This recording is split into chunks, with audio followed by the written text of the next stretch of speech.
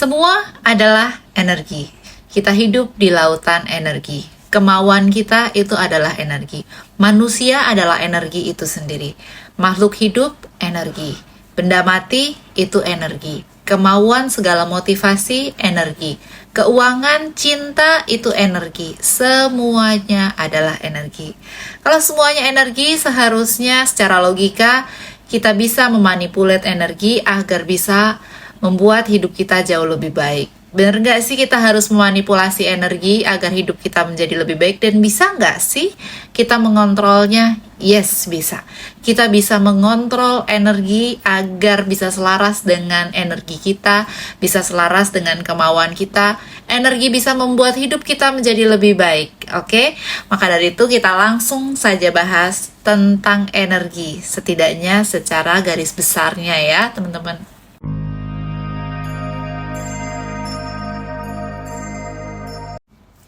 Atma, namaste. Saya Ivani Chandra, saya seorang energi healer dan praktisi beberapa metode penyembuhan, baik penyembuhan secara fisik maupun penyembuhan secara psikis ya.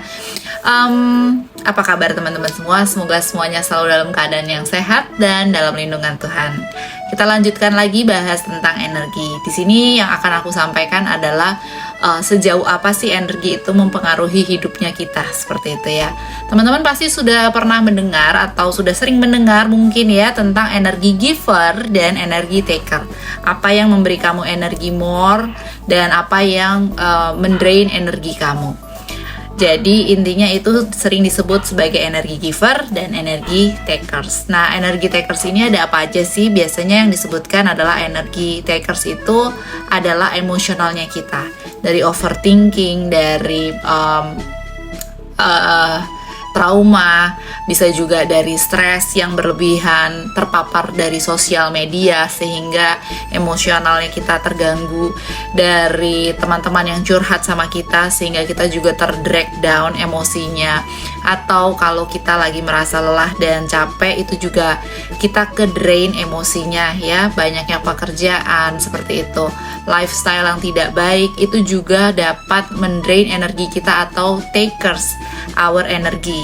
Seperti itu. Tetapi di sini lebih dari itu, apa sih yang bisa mengambil energi kita? Yang menurut aku tuh kita harus jaga-jaga. Ternyata selain daripada yang aku tadi sebutkan, yang bisa membuat energi kita ke drag down atau terdrain itu juga bisa seperti kayak obat-obatan yang kita minum. Walaupun kita sembuh terhadap penyakit yang sedang kita derita saat ini, misalnya ya kita minum obat terus sembuh gitu ya, tetapi obat-obatan juga bisa mendrain energi atau takers our energy. Jadi belum tentu cocok intinya. Atau bisa juga makan makanan yang kita konsumsi. Anggap saja makanan-makanan, semua makanan bisa menyebabkan atau mengambil energi kita, even itu makanan yang sehat, apalagi makanan yang kita anggap tidak sehat. Jadi makanan sehat aja bisa mengambil energi kita, bisa jadinya nggak baik ke tubuh kita. Jadi sedetail itu energi bisa berpengaruh di badannya kita. Contoh lainnya yang dapat mengambil energi kita tadi ya adalah lingkungan yang berantakan, itu juga bisa takers our energy. Lalu misalnya sampo, sabun yang kita pakai kan ini langsung bersentuhan dengan kulit kita ya, itu juga bisa men-takers our energy. Apalagi kalau sampai tidak cocok di badannya kita.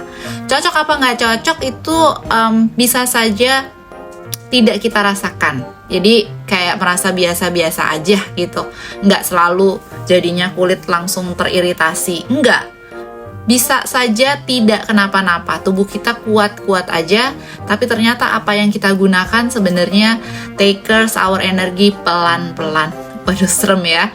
Jadi sebahaya itu ya, energi kita bisa terdrag down. atas apapun kontaminasi yang kita lakukan ketika kita hidup, ya. Apa yang kita tonton, apa yang kita dengerin, musik yang kita dengerin, bau yang kita cium, itu juga bisa ya teman-teman ya. Makanya jangan asal juga kita menghirup aroma minyak angin misalnya ya, atau kita menghirup aroma dari deterjen, dari baju, dari parfum. Itu juga jangan sembarangan. Parfum mahal apakah menjamin? Enggak juga belum tentu cocok. Tetapi setidaknya dan sebaiknya mulai gunakanlah produk-produk yang memang sangat aman ya, produk-produk yang dihasilkan dari bahan-bahan alami yang tidak mengandung kimia. Susah nggak sih? Ya susah sih, karena aku tahu bahwa di dunia saat ini atau di sekitar kita itu juga sudah banyak dipenuhi oleh brand-brand yang memang sudah memenuhi pasar dan mengandung bahan-bahan kimia. Jadi yang harus kita lakukan adalah menjaga energi kita. Sebenarnya gimana sih, apa sih akibatnya kalau energi kita selalu di takers atau kita selalu merasa terdrain energinya? Ya banyak ya, dari kita mulai merasa lelah, dari kita mulai merasa gak bener ketika menjalankan kegiatan sehari-hari, dari kita merasa bahwa kita sering error, itu adalah tanda-tanda bahwa kita sudah mulai terkontaminasi. Dari penampilan fisik seperti mulai munculnya kerutan-kerutan halus ya, tanda aging seperti itu ya, dimana aging itu bisa nggak sih sebenarnya dicegah? Bisa ya, jika kita bisa menjaga energinya kita, aging juga bisa dicegah gitu. Jadi sebenarnya kalau tanda-tanda itu sudah mulai muncul dari misalnya kita bisa memperhatikan tubuh kita sendiri, apa yang mengalami perubahan, bagaimana dengan moodnya kita. Teman-teman pernah nggak sih merasakan bahwa misalnya ketika kita sedang lagi tidak ada masalah, sama sekali nggak ada masalah apapun, nggak menerima berita apapun gitu ya, tiba-tiba moodnya nggak enak aja. Pernahkah merasakan itu? Kalau teman-teman pernah merasakan itu bukan firasat sebenarnya, tetapi bisa aja energinya lagi terkontaminasi. Dari mana? Dari sinyal wifi mungkin yang lewat dan melewati tubuh kita. Jadi sebenarnya kan di dalam ruangan saya saat ini aja nih ya, ini ada namanya energi listrik, ada energi wifi, paket data yang lewat berseliweran gitu ya, dan itu juga dari situ mengandung informasi-informasi. Ada juga informasi yang sedih, ada informasi yang bikin galau, informasi yang ketakutan. Emosi orang-orang itu include di dalam energi yang lewat di wifi ini, itu juga bisa terjadi. Terus kena ke kita, lalu kita merasakan bahwa mood kita nggak enak. Ya, jadi itu juga bukan firasat. Jadi bisa aja kita terkontaminasi oleh mood-moodnya orang lain yang sedang lewat, yang sedang berchattingan, sedang ngobrol di WhatsApp, lalu energinya lewat kena kita, itu kita juga bisa terdrain energinya. Seheboh itu ya, serumit itu, tapi begitulah adanya bahwa ketika kita hidup ini kontaminasi energi terus-menerus terjadi. Nah, kalau misalnya terus-menerus kita mengalami energi takers atau diambil terus energinya, terkontaminasi terus, pada akhirnya semua ini akan bermanifestasi menjadi suatu penyakit. Penyakit yang serius tentunya, karena ya udah, kita udah nggak sanggup lagi menampung segala macam energi-energi yang bad energi ya bagi tubuh kita. Itu kita nggak bisa tampung lagi, bisa dikatakan lalu luber, dan lubernya ini adalah keluarlah menjadi penyakit-penyakit yang kita alami.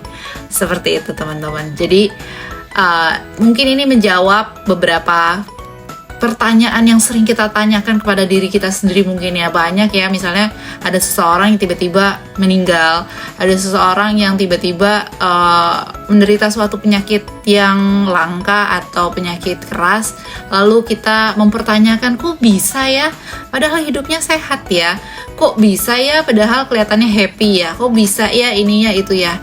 Karena memang energi itu bisa mengkontaminasi seseorang itu dari apapun seperti itu. Jadi kita yang harus pintar-pintar bagaimana caranya bisa menjaga energinya kita sendiri. Terus gimana caranya supaya kita tidak terkontaminasi energi-energi yang buruk? Karena kita juga nggak tahu kapan kita terkontaminasi, kapan kita lagi baik-baik aja gitu ya. Sebenarnya ada satu metode dari TFT atau Thought Field Therapy, jadi metode untuk tapping ya yang diajarkan oleh Dr. Roger Callahan. Tapi di sini aku nggak ngajarin itu ya. Nanti one day mungkin aku akan ngajarin di video aku berikutnya. Itu adalah metode untuk membalikan kembali kita agar kita menjadi seseorang yang nih manusia lagi nih dia nih yang sebenarnya nih gitu. Itu ketika kita sedang mengalami polaritas terbalik atau sedang error tadi ya. Tapi errornya pun kita nggak bisa tahu kapan nih kita lagi error gitu. Maka dari itu metode tersebut sangat bagus banget jika kita lakukan terus-menerus setiap saat seperti itu. Tapi kalau kita lagi nggak tahu nih kita keambil apa enggak energinya, jagalah selalu energi kamu. Setidaknya lakukanlah hal-hal yang baik dari sisi emosional, dari sisi pikiran ya, itu kita perlu jaga sendiri. Dari positivity-nya kita, tidak overthinking, tidak emosian, menghilangkan semua trauma-trauma yang ada. Itu dari sisi yang dalam mentalnya kita ya, innernya kita, psikisnya kita. Tapi dari sisi lifestyle itu juga harus kita jaga.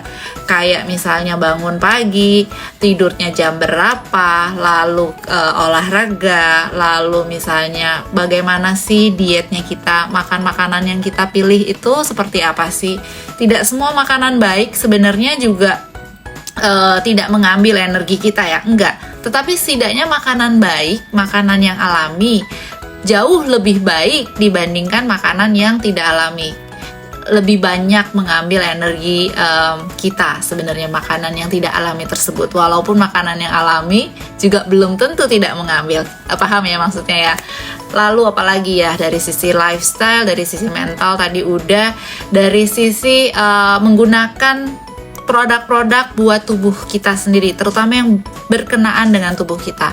Seperti apa misalnya parfum, boleh nggak sih parfumnya nggak usah aja gitu ya, karena parfum juga ternyata tidak baik. Itu sesuatu yang kita hirup masuk langsung itu bisa merubah energi kita. Itu dari parfum.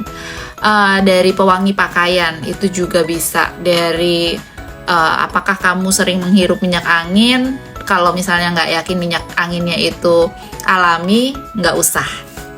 Apa yang kita kenakan tadi udah gitu ya, dari tadi minyak angin lah segala aku bahas ya. Terus nanti sabun, sampo gunakanlah kalau bisa yang alami. Belakangan ini banyak yang bikin produk ekoenzim. Nah itu bagus juga tuh, karena memang dari bahan-bahan alami dan biasanya cocok dengan tubuh kita. Tidak membuat tubuh kita terambil energinya atau terdrain energinya. Terus apalagi sih yang bisa membuat kita menjadi energinya bertambah atau secara setidaknya bisa memprotek energi kita adalah bagaimana kita bersentuhan dengan alam atau nature ya. Seperti apa? Misalnya jalan kaki tanpa menggunakan alas kaki. Itu bisa juga jadi grounding gitu.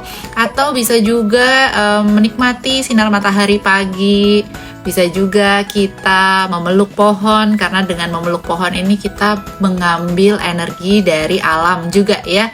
Kita minta izin sama pohonnya, kita peluk pohonnya, itu juga bisa membuat setidaknya energi kita terprotek atau bertambah energinya, seperti itu. Jadi bagaimana kita juga bisa memanfaatkan alam di sekitar kita untuk membuat kita terprotek energinya, terjaga energinya. Bisa juga dari meditasi, karena ketika kita meditasi, kita menerima energi dari semesta, dari universe, dari Tuhan untuk bisa memflash kembali, membersihkan energi kita. Mindfulness itu juga bisa membuat energi kita menjadi terprotek atau bertambah. Jadi dari meditasi. Apalagi selain itu, kalian yang daripada bingung-bingung bisa juga menghubungi healer kalian masing-masing untuk menghealing kalian setidaknya secara energi. bisa membersihkan energi yang ada, lalu mengenergize energi kamu kembali. Tapi masa iya menghubungin healer setiap saat? Gimana sih kalau kamu harus memprotek energi kamu sendiri?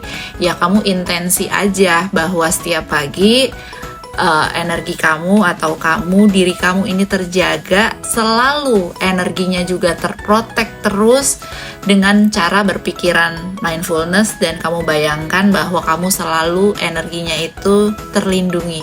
Kamu semacam berada dalam telur bulat ya, telur energi, dan semesta melindungi kamu. Kamu mengintensikan seperti itu supaya bisa menjaga dan memprotek energi kamu dari kontaminasi energi.